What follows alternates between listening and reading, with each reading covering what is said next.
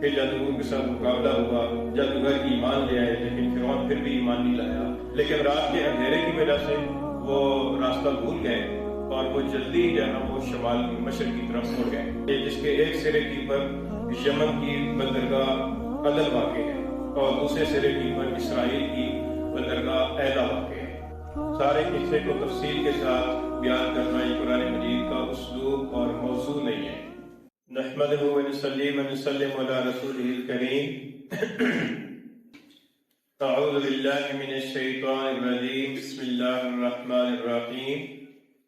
وَإِذْ فَرَقْنَا بِكُمُ الْبَحْرَ فَأَنْجَيْنَاكُمْ وَأَغْرَقْنَا آلَ فِرْعَوْنَ وَأَنْتُمْ تَنْظُرُونَ وَإِذْ وَاعَدْنَا مُوسَىٰ 40 لَيْلَةً ثُمَّ اتَّخَذْتُمُ الْعِجْلَ مِنْ بَعْدِهِ وَأَنْتُمْ ظَالِمُونَ ثُمَّ عَفَوْنَا عَنْكُمْ مِنْ بَعْدِ ذَلِكَ لَعَلَّكُمْ تَشْكُرُونَ۔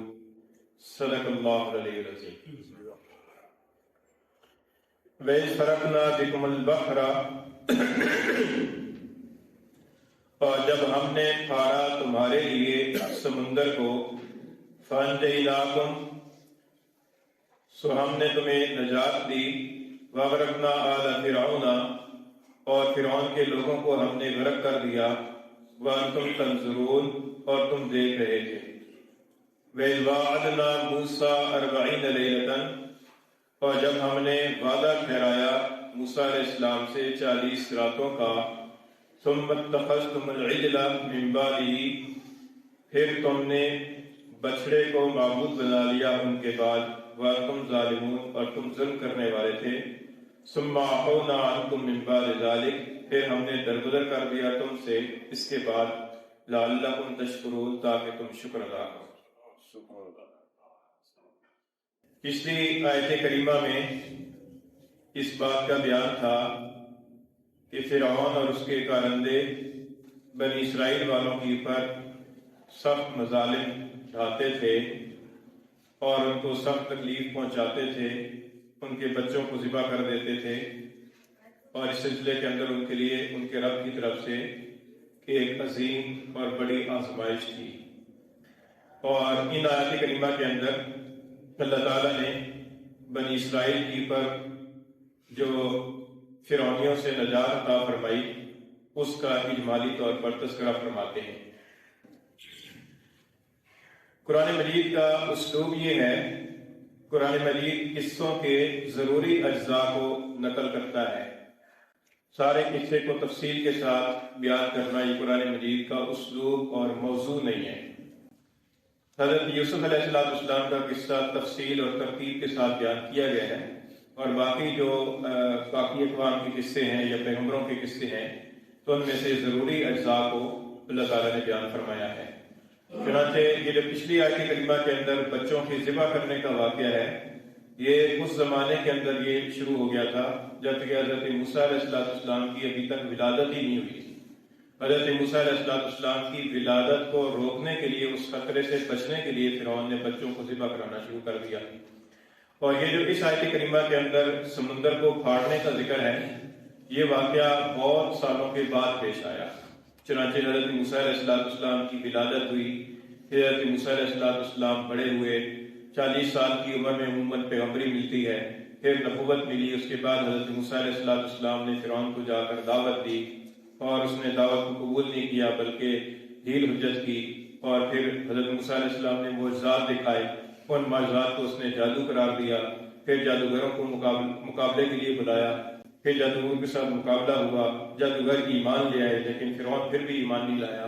حضرت موسیٰ علیہ السلام نے اس سے یہ بھی مطالبہ کیا کہ بنی اسرائیل والوں کو چھوڑ دو، ان کو آزادی دے دو، اس نے یہ مطالبہ بھی پورا نہیں کیا اور اس کو نہیں تسلیم کیا۔ اس کے بعد کہیں جا کر پھر اللہ تعالیٰ کی طرف سے حکم ہوا کہ اے موسیٰ، آپ بنی اسرائیل والوں کو لے کر یہاں سے چلو اور ان کو ان کے اصل وطن فلسطین تک پہنچاؤ۔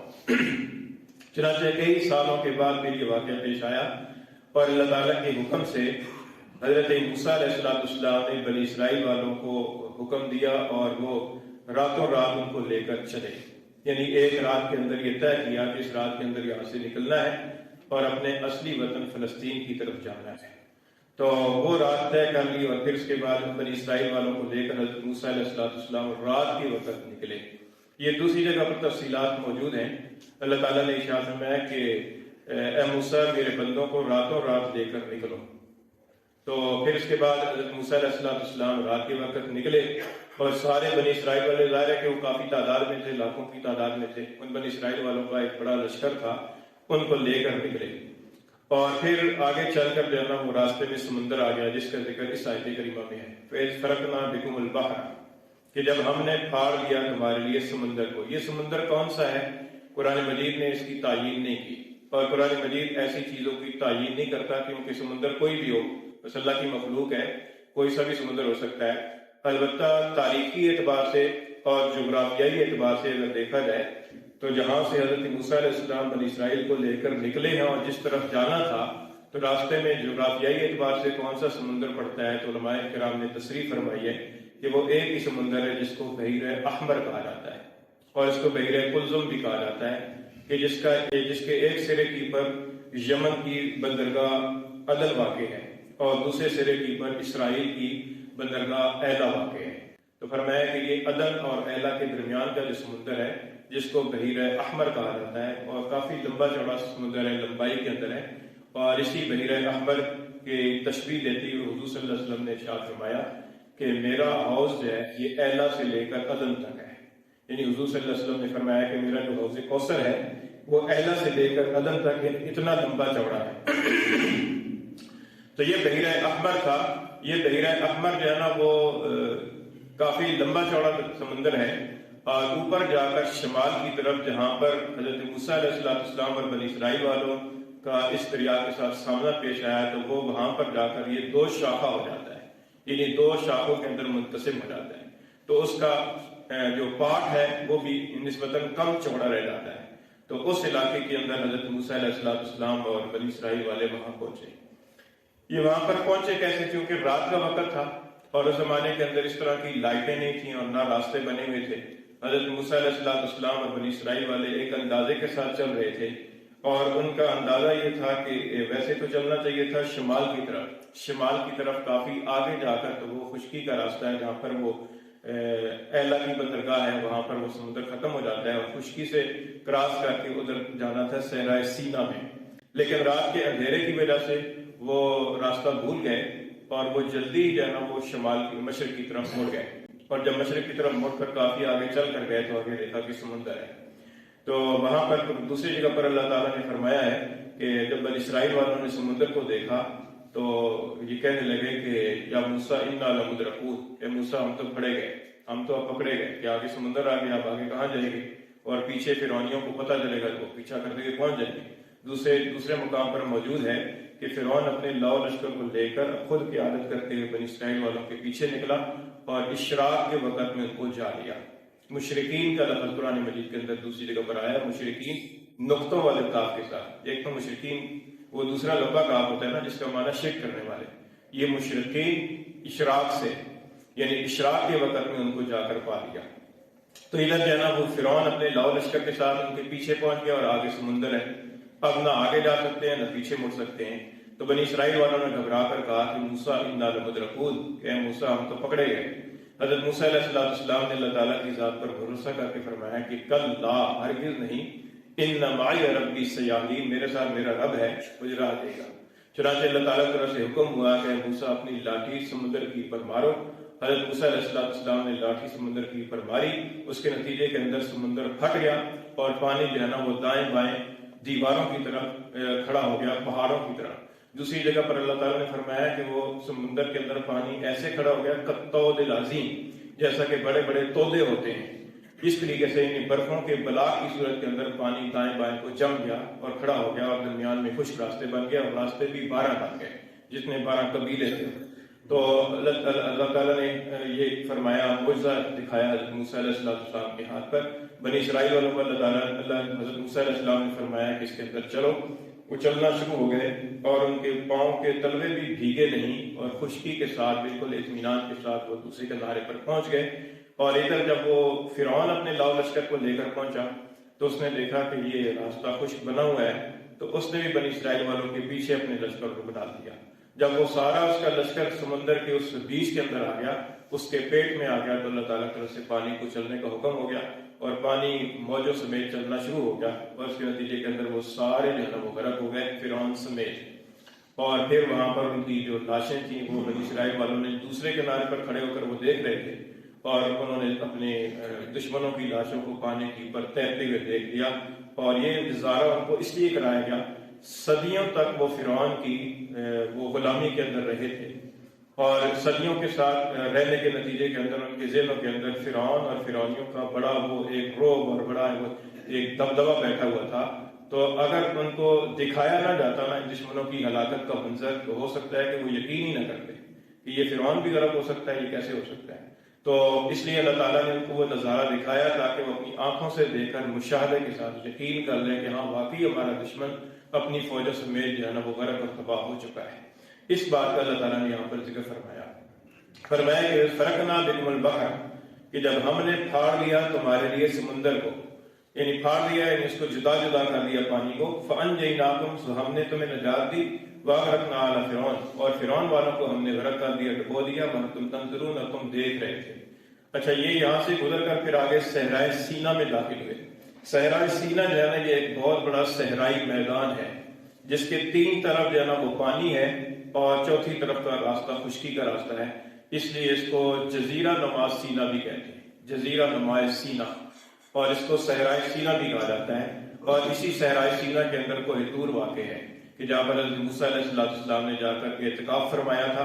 یہاں پر اسی اگلی آیت میں اسی کا ذکر ہے کہ وَإِذْ وَعَدْنَا مُوسَىٰ 40 لَيْلَةً، کہ جب وہ صحرائے سینا کے اندر بنی اسرائیل والے پہنچ گئے اور انہیں اپنے دشمن کی ہلاکت کو اپنی آنکھوں سے دیکھ لیا، اب اطمینان ہو گیا، تو اب بعض روایات میں آتا ہے کہ حضرت موسیٰ علیہ السلام نے ان سے فرمایا، اور بعض روایات میں آتا ہے کہ انہوں نے خود درخواست کی کہ اے موسیٰ، ہمارے لیے کوئی دستور ہونا چاہیے جس کے مطابق ہم زندگی گزاریں۔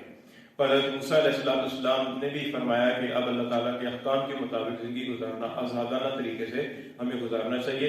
اللہ تعالیٰ نے حضرت موسیٰ علیہ السلام سے 40 راتوں کی میعاد مقرر فرمائی۔ یہ فرمایا کہ تم 40 راتوں کے لیے کوہ طور پر فلان جگہ پر آ جاؤ۔ وعدنا کا جو لفظ ہے نا، یہ ایک ہوتا ہے وعدہ اور ایک ہوتا ہے مواعدہ، یہ مواعدہ سے نکلا ہے۔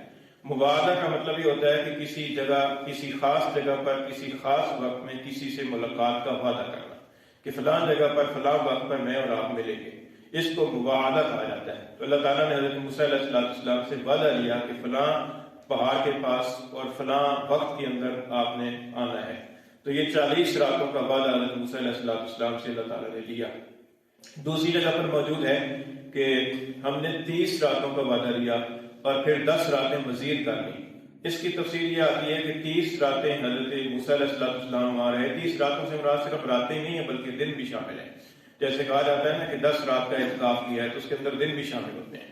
تو حضرت موسیٰ علیہ السلام نے کوہ طور پر اعتکاف بھی کیا، دن کے وقت روزہ بھی رکھا۔ 30 روزوں کے بعد حضرت موسیٰ علیہ السلام نے افطار کر لیا۔ اللہ تعالیٰ کو 30 دنوں کے بعد اللہ تعالیٰ کو یہ بات پسند نہ آئی۔ اللہ تعالیٰ نے فرمایا کہ 10 دن اور روزے رکھے جائیں اور 10 دن مزید اعتکاف کیے جائے۔ چنانچہ حضرت موسیٰ علیہ السلام نے 40 راتوں پر وہاں پر اعتکاف کیا، اور اس کے بعد اللہ تعالیٰ کی طرف سے حضرت موسیٰ علیہ السلام کو تورات کتاب دی گئی۔ تو پھر فرمایا کہ جب موسیٰ علیہ السلام کوہ طور پر چلے گئے تو پیچھے یہ چونکہ صدیوں سے شرک کے اندر مبتلا قوم تھی بنی اسرائیل والے، تو یہ پیچھے سے بت پرستی کے اندر، شرک کے اندر مبتلا ہو گئے۔ اور قصہ اس کا یوں آیا، دوسری جگہ پر سورہ طٰہٰ کے اندر تفصیل موجود ہے کہ بنی اسرائیل والوں کے اندر ایک شخص سامری نام کا تھا جو بڑا ماہر قسم کا جادوگر اور کاریگر تھا۔ تو اس نے بنی اسرائیل والوں کے پاس جتنا سونا تھا جو اپنے گھروں سے اٹھا کر لائے تھے، اس سارے سونے کو اکٹھا کیا اور اس سونے کو آگ کے اندر، مٹی کے اندر گلا کر تو اس کا ایک بچڑے کی طرح ایک مجسمہ بنا دیا۔ بچڑا یعنی گائے کا بچہ، تو بچڑے کا ایک مجسمہ بنا کر اس کے اندر خاص قسم کی مٹی تھی جو حضرت جبریل علیہ السلام کے قدموں کے نیچے سے اس نے اٹھا کر محفوظ کی ہوئی تھی، وہ اس میں ڈال دی۔ اس میں سے آواز آنا شروع ہو گئی۔ اس نے کہا کہ بنی اسرائیل والوں سے کہ یہ تمہارا معبود ہے، موسیٰ علیہ السلام تو جا کر بھول ہی گئے، اس لیے تم اس کی عبادت شروع کر دو۔ چنانچہ انہوں نے، بنی اسرائیل والوں نے اس کی عبادت شروع کر دی۔ اللہ تعالیٰ نے فرمایا کہ ثم اتخذتم العجل، پھر تم نے گوشالہ پرستی اختیار کر لی، بچڑے کو معبود بنا لیا، من بعدہ، موسیٰ علیہ السلام کے جانے کے بعد، وانتم ظالمون، اور تم ظلم کرنے والے تھے۔ یعنی شرک کو اللہ تعالیٰ نے ظلم قرار دیا، ان الشرک لظلم عظیم، کہ تم اس ظلم کے اندر مبتلا ہو گئے۔ پھر آگے اللہ تعالیٰ نے فرمایا کہ پھر اس ظلم کے باوجود، اس شرک کے باوجود بھی، اس ناشکری کے باوجود بھی کہ ابھی تک قدرت کا مظاہرہ دیکھا ہے، یعنی ابھی سمندر کے اندر ایک معجزہ پیغمبر کے ہاتھ پر دیکھا ہے، اپنی آنکھوں سے دیکھا ہے، اور اپنی آنکھوں سے دشمن کو ہلاک ہوتے ہوئے دیکھا ہے، اتنی جلدی پھر اللہ تعالیٰ کی قدرت کو بھول کر پھر اس کے اندر شرک کے اندر مبتلا ہو گئے. اتنا بڑا جرم تھا، لیکن اللہ نے فرمایا کہ پھر ہم نے اس کے باوجود بھی تمہیں معاف کر دیا، اس کے باوجود بھی معاف کر دیا. تو یہ اللہ تعالیٰ کی طرف سے نعمت تھی. فرمایا کہ اس لیے معاف کر دیا کہ شاید کہ تم شکر ادا کرو. اس سے یہ معلوم ہوتا ہے کہ اللہ تعالیٰ کی طرف سے مغفرت کا مل جانا، یا اللہ تعالیٰ کی طرف سے جرائم کے باوجود پکڑ کا نہ آنا، یہ بھی اللہ تعالیٰ کی نعمت ہے، اور اس نعمت کی پر بھی شکر ادا کرنا چاہیے. فرمایا کہ ویس فرقنا بکم البحر، اور جب ہم نے پھاڑ دیا تمہاری خاطر سمندر کو، فانجیناکم، سو ہم نے تمہیں نجات دی، واغرقنا آل فرعون، اور فرعون والوں کو ہم نے غرق کر دیا، وانتم تنظرون، اور تم دیکھ رہے تھے.